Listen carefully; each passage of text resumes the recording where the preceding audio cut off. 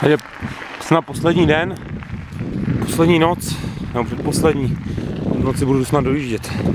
Nový Mexiko, 5:45 ráno. Chtěl jsem to opravdu zkusit non-stop. Nepodařilo se, usínal jsem. Dojížděl jsem do Škarpy, usínal jsem potom i za chůze. Takže jsem se šel na hodinku zdřímnout. Hodinový spánek se protáhl na 5 hodin. Ale i tak je to můj rekord. Stal jsem poprvé na pípání vodíku v 5. Tady jsme tak na jihu, že v 5 je ještě tma a slunce vyleze tak v 6. No, prošitej, žebra strašně bolej, to mi udrcání, zakašlat nemůžu, ale už určitě to dám.